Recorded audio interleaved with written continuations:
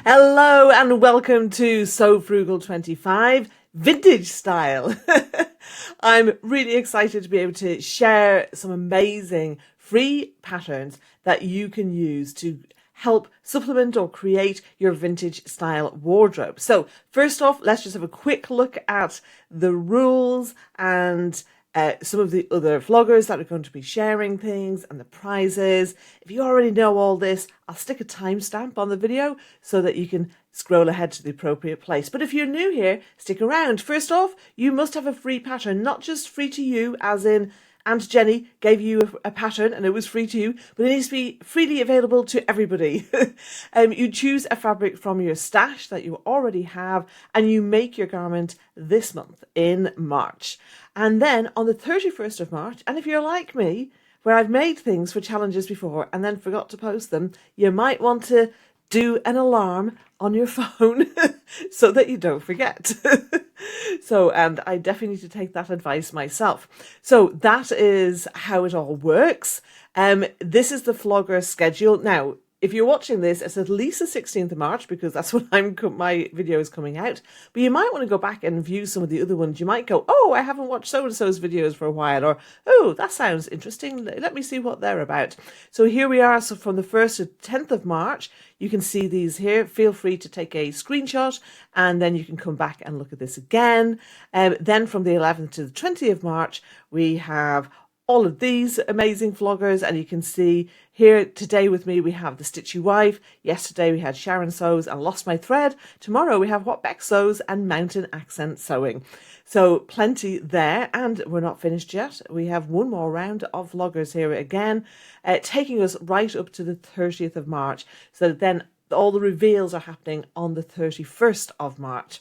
Now, there's some amazing prizes up for grabs, and I just wanted to quickly share with you some of the sponsors. These are all business owners, right? Like me, I'm a business owner as well. I have a business coaching business. So please do go and follow them if you don't already. Give them some love. So they are giving up their hard-earned profits to provide prizes for us. So yeah, any of these appeal, go and say hi, follow them. And who knows, you may win one of their prizes. So we have all of these here, and we have one more lot of them here, and a final selection here. So let me just quickly go through those again. So these are all the sponsors. Isn't that amazing? Like, wow, how many of these would you love to get prizes from? Okay, so on to the vintage style free patterns I've selected. So we are starting with the top. The first that we have here is the Polly Peter Pan collar blouse. Now, this is from Tiana's Closet. I'm sure you'll have heard plenty from Tiana's Closet by the time you get to today, if you have been following along. I like this. The Peter Pan is like just classic mid-century vintage style. The puff sleeves as well. And you can always change the puff to kind of be like, you know, if you wanted to make it a bit more square, then that would be more 40s. I think as it stands now, it looks quite 50s. And also the fabric that you use. If you want it to look more structured, you know, make it in a cotton. If you want it to be a bit more flowy, then make it in viscose or something like that, or a satin. I'm going to just show you the size range. Here we are. So, and it's great because it does have it in centimeters and inches, so you can see bust, waist, and hip. Now, I'm pleased that I fit into this. You're probably looking at. I'm probably veering between the 3 to the 5XL. I probably would do the shoulders in the 3XL, and then do the waist and hip in the 5XL. So I probably would grade between those for myself, my measurements. So it's size inclusive, but not massively size inclusive. But I do have some other ones that are more size inclusive. It is a bit of a challenge to do that. But there we are, you know, very classic vintage with that Peter Pan blouse and the armband here with the puff sleeve. Okay, next one we're going to look at is the Lottie Pussy Bow blouse. Now, this originally was in the Love Sewing magazines, and so it's all now part of Craft World. You do need to sign up to get it, but it doesn't cost you anything. So you can just sign up and you can then unsubscribe so you're not getting things. But I just really liked this. I thought, and this is very nautical kind of vibe here, but ever since I made the Charm Patterns Hepburn top pussy bow blouse, I've really wanted to make more pussy bow blouses because I really like it. Now, what I've seen a lot is ones that are kind of up here, but what I like about this is that it's down here, and that just is more, it just suits me better. I tend to, just from a personal proportions thing, boat necks are fine that are kind of going across because I think they're bringing the eye across this way. But tops that are kind of up here and around, I just feel like all you can see is my bust, and I don't like that. So I like a boat neck. Otherwise, I like to have scoops or V's. And I think the pussy bow, it just, I don't know, it's just really nice. So this is one that I definitely would be interested in making for myself as well. And I also wanted to share, I got Vintage Tina's permission. I love the contrast here of the plain bow and then the print, or of course you could do the other way around or do two plain colours. But I just thought that was really sweet and paired here with some sailor style trousers. So yeah, really nice look for that. The Lottie blouse sizing. I'm just going to open up this here and move myself out of the way. These are the finished garment measurements here. Now, this is the one disappointing thing. I'm sized out of this. So I am plus sized, but I'm not massively plus sized. So I know there are going to be people who this doesn't fit. So apologies for that. I can't really do anything about it. If I was to make this, I would have to grade up. The one thing I would say is from the picture, it looks quite loose. So I think what is worth doing, for me anyway, it may be for you or not, I project patterns, so I tend to alter them digitally before I project my patterns and cut them out. So I think what I am going to do is have a look at them on Inkscape, which is a free software that you can use to alter things. It's a graphics program. So if I stitch that, put it into Inkscape and measure it, and then see, well, how much ease is there around the bust? Because that's the big thing that would concern me the most. It's very easy to alter a waist. And I have an idea how I might be able to perhaps even, if you think of having a sloper, you can adjust a pattern to a sloper. I don't have a sloper, but I do have a Gertie Charm Patterns blouse. I haven't made yet, but I have done my shoulder alterations to it. And I was thinking, I could maybe overlay that and do a bit of pattern magic with that to get it to be for the right size. It's just exactly like comparing a sloper to a paper pattern and making the adjustments with paper. It's the same thing, just doing it digitally. So yes, that's the only thing that's disappointing about this, is it's not a very big size range. Here's one I have made 3 times. So I made a wearable twill, which I do wear. The fabric in it isn't that brilliant, and funny enough, it is striped as well. So I tend to wear it more around the house or maybe out for walks or something like that. But this is great, very kind of, she describes it as like 30s style width. So it gives the vibe of palazzo pants, but it's not so broad that you're going to be tripping over yourself coming up the stairs, which I have found with other things. It's knit, it's so comfy, so easy to... So sizing for the wide leg pants, we can see the sizing just here. This is the finished garment measurements.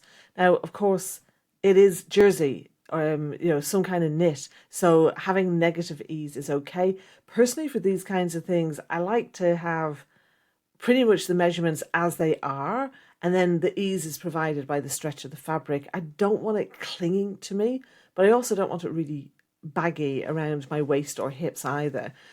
So this is not too bad. It's going up to a 62-inch hip.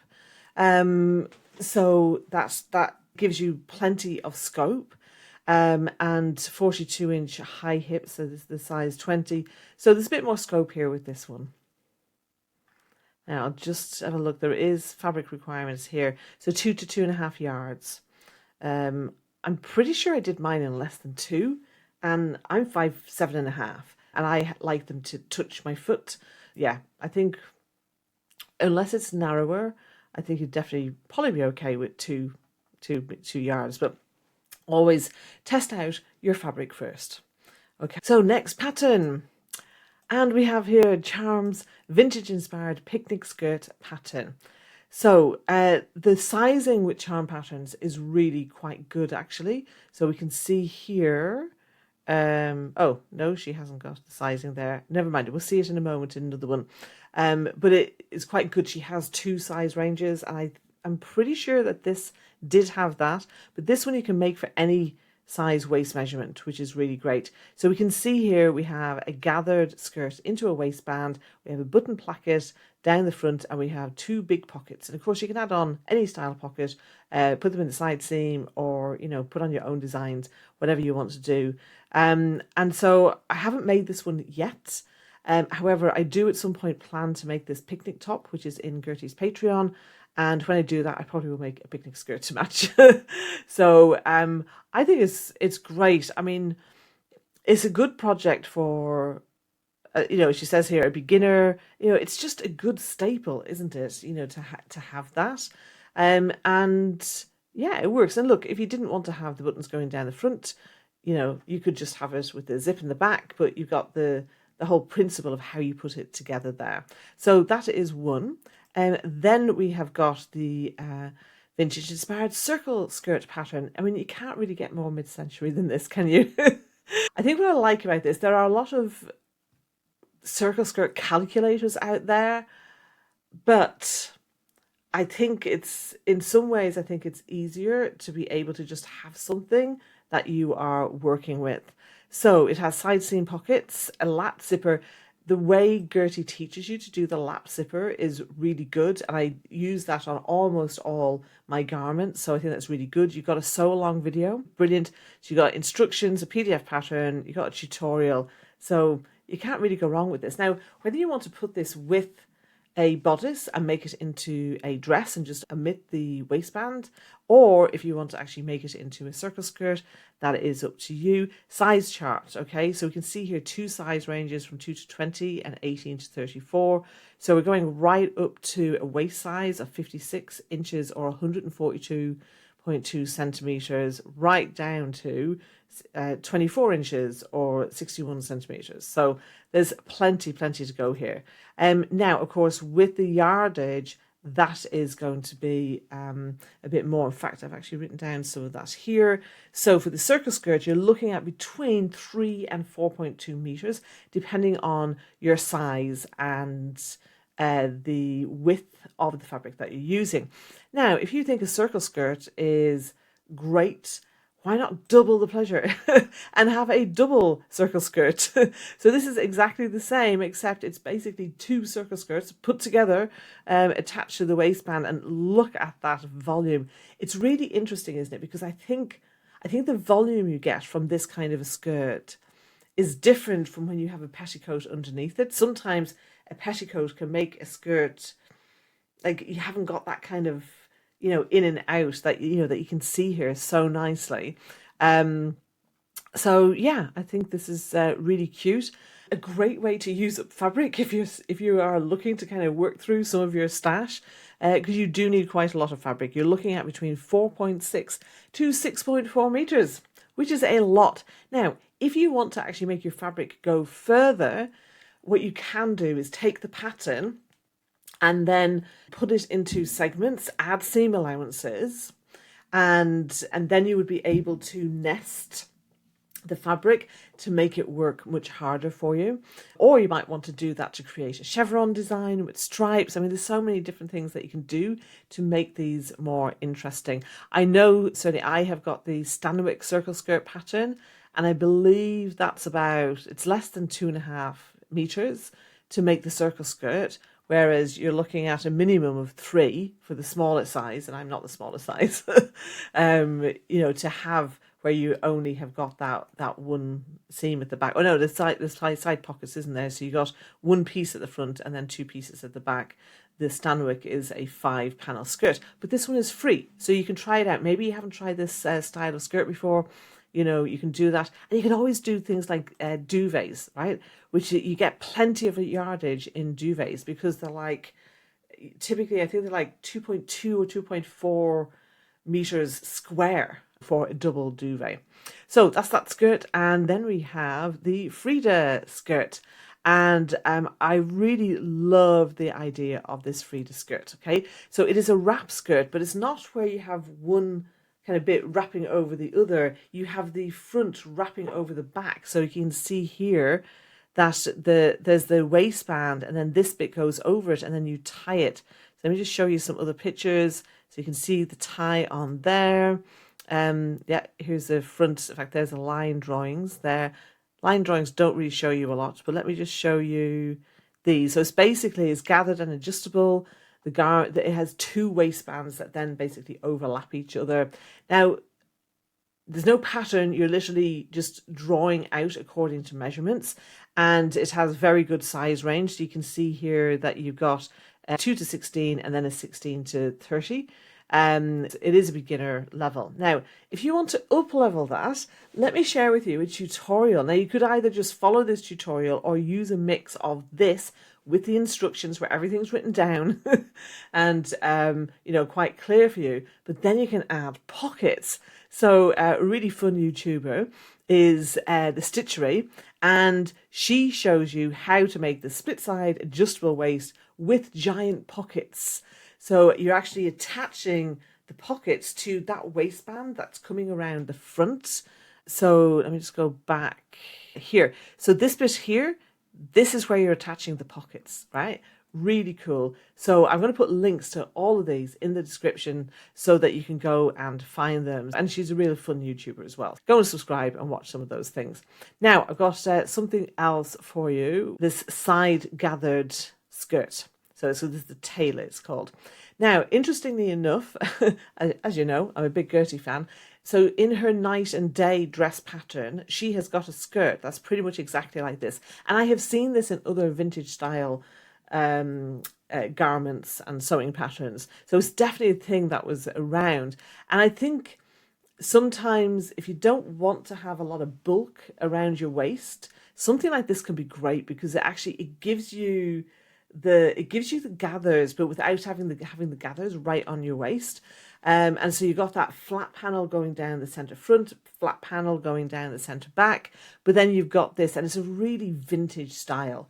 So I think this is a great opportunity. And also, I think looking at the line drawings, this looks like a lot of gathers, but when you look at these 3D images, the gathers don't look so much. So what I would definitely do is, if you want to make this skirt, I would measure this section and then measure the piece that goes into it and see what is the proportion. And I would say you'd want to have at least twice the length to get a nice amount of gathers. Personally, I think for me, that isn't enough. And I don't know whether it's just the 3D imaging that hasn't kind of picked up on what the gathering should look like, because this is the vintage style here. To me, this looks a bit more modern. And the other thing that's great about this, well, this one actually, and the Frida, great for using border prints. So because you haven't got that circle hem where some of the border is going to disappear on you. And also could be really interesting to play with plaids and stripes as well. So this is another one, same sizing as we had before here. So we're really just looking at the waist and the hip for the skirt. So going up to a 52-inch hip and 130 centimeters, and then 102 centimeters waist and 40.2 inches. So, okay, not fantastic, but okay. Right, I wanted to share this dress with you. This is the Tisha mermaid dress, and it has princess seams. Now, personally, I think princess seams make fitting way, way easier. And because you got this princess seams going the whole way down the dress, and it's lovely, I love this kind of mermaid style or trumpet style skirt. I have one of those, and I really love how it looks on me. So I think this is really nice. Obviously, this is sleeveless. You can always slap a sleeve on there if you wanted. Maybe putting something in organza or chiffon or something as a contrast could be really nice. Or you could make it in a more everyday fabric and wear a blouse underneath it. In fact, you could wear the pussy bow blouse, have the pussy bow coming here, and then having, nice loose sleeves coming out here. Yeah, that could be really nice. Or you could make it in a lovely fancy fabric and have it as more of a going out type dress. So yeah, I think this is really nice. Now, interestingly, this says midi length. Okay, so that's the one thing with this that I would change if I was going to make this. So we can see here it's coming down to the mid calf. Personally, for me, I like things to hit just below the knee, or I would want it a little bit longer, and I wouldn't put this style longer. I would, only have a kind of more circle type style, like to be more of a tea dress, okay, where it's not down as far as the ankles, but a little bit longer than midi. So think about, is it one of the things to really feel good in your clothes is to understand, well, where do I want seam lines to be that are going across the body? What necklines are best for me? Where do I want sleeves to be hitting? There'll be certain places that will work really good for you. Same with your skirt or dress lengths as well. And so figure out, well, what are the ones that work best for you, and then make clothes like that. So if you wanted to take some length out of this, I probably would take a little bit out of the flounce and a little bit out of between the hip and the knee.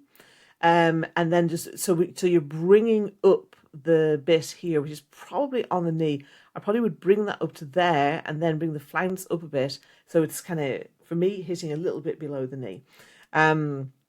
So yeah, so there we go. Now, what am I going to be making? Well, I would like your help with that. So I've got 3 fabrics here that I want to show you, and I can't quite decide what to make. As you know, I don't tend to make a ton of stuff really quickly. But let me show you what I have. So I have this amazing viscose embroidered fabric. It's got pink, blue, yellow in it. I really like it. In fact, I just got a turquoise cotton jersey that I'm going to be making hopefully a bodysuit with. This fabric is a double border print, and I think it would be perfect for making the Frida. So, I was talking about borders being really good with this. I remember measuring it before, and I think I have enough to also be able to make pockets from the center bit. If I kind of take a little bit off the end, I think I would probably just use the majority of the width apart from what I needed for the pockets from this. Also, I can just use a plain viscose of a different color if I haven't got enough of this and I just want to use more of it to get a really nice gather. So that's option number 1, is the Frida in this embroidered double print viscose. Next up, some of you may have seen this before. So this is a georgette. It's quite see-through. You can probably see me through that, can you? Actually, it's not too bad. I think when I hold it up to light, you can see it worse. But yeah, this georgette I think would be absolutely lovely for the Lottie blouse. Now, as I said, I would have to make some adjustments with this. So I guess once I actually got it all into Inkscape, then I can see, am I going to have to twirl this to make sure it really works? Or shall I just make this my twirl?